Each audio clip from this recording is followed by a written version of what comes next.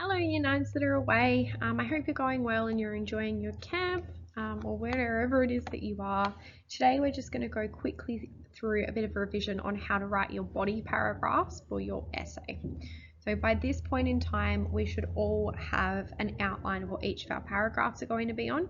You should know which type of conflict you're writing about, and you should know what the purpose of that type of conflict is. If you haven't done that yet, please go back to our previous lessons and make sure you have that ready to go, or you're not going to know what you're writing your body paragraph on. So at Ocean Reef, we know that we follow the top deal structure. Today we're going to be going through and doing a little bit of revision on what is expected in the top deal structure and what I'm looking for in this essay. So the top deal structure is made up of 5 parts, not 5 sentences. The first part is your topic sentence, and in your topic sentence, you're giving me a really clear introduction of the point that you're trying to prove in your paragraph. This is basically what we wrote last week when you outlined what each of your different conflicts are and what each of your different purposes are for those conflicts. So you might say something here like, in the Hunger Games, the person versus society conflict has been used for the purpose of communicating an idea. In your developing part, you need to develop that topic sentence a little bit more. So that's where you should do a couple of things. You should tell me who the characters are that you're going to be discussing. You should tell me what the broader purpose is. So if you've said it's an idea, tell me what that idea is.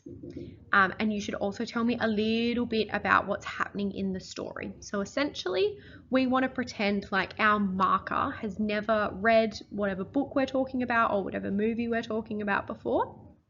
And we're giving them enough background information so that your evidence will still make sense to them.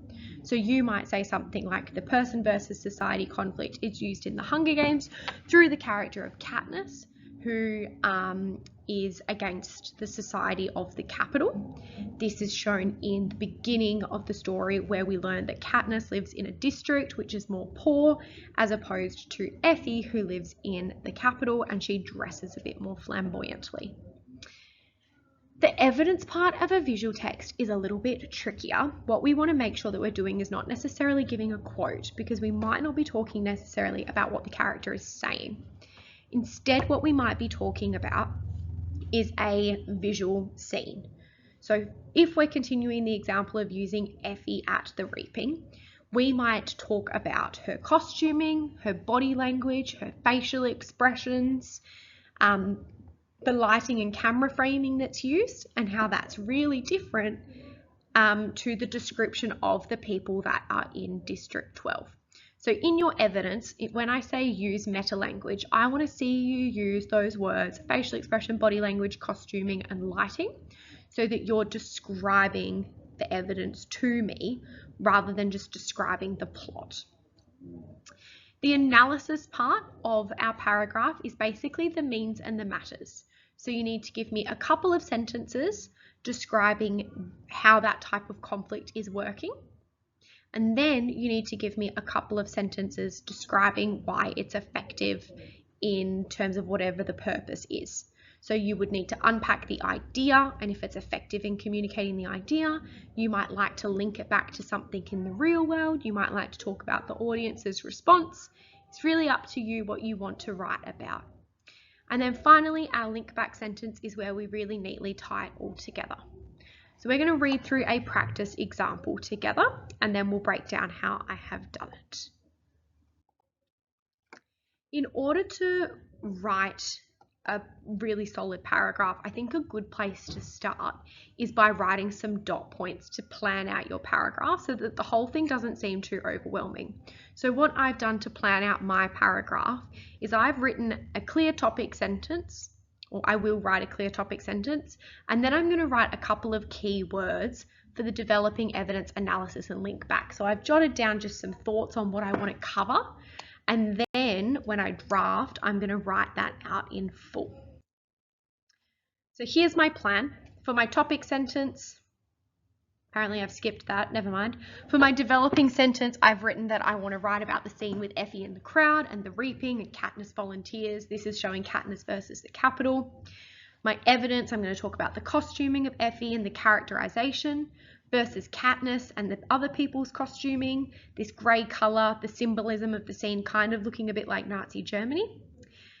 My analysis, I'm going to say that as conflict, this is the first time that we see Effie or the Capitol represented. We've got Effie's manners and performance, and she enforces the districts to behave in the same way.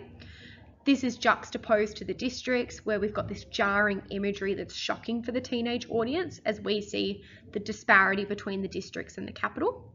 And then my thing that I'm trying to prove, my purpose, is that this reflects real world economic instability, where we've got a wealthy elite and a poorer lower class.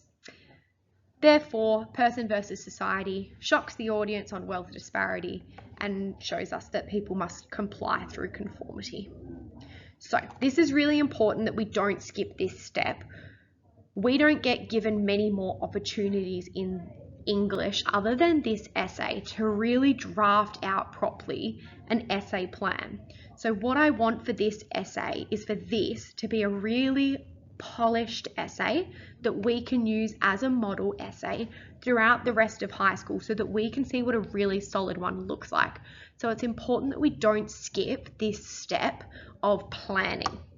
It's also going to make writing your paragraph so much easier. So after I've planned out my paragraph, I then am just quite literally turning it into full sentences using strong vocabulary and making sure that altogether it makes sense. So I have said, oh no, I can't read underneath my head. And I can't go back. Go back and read what I've written, and you can see how my whole paragraph is put together. And then what I'd like you to do today is have a go at planning out a paragraph and starting to write yours to put it together. Please feel free, if you're in class, you were sitting just over there, come and see me and I can give you some help to write it, or maybe give you some sentence starters to get you going. Otherwise, if you're doing this on camp or from home, please feel free to send me through an email and your finished paragraph to have a read of it if you'd like to. Have a good day.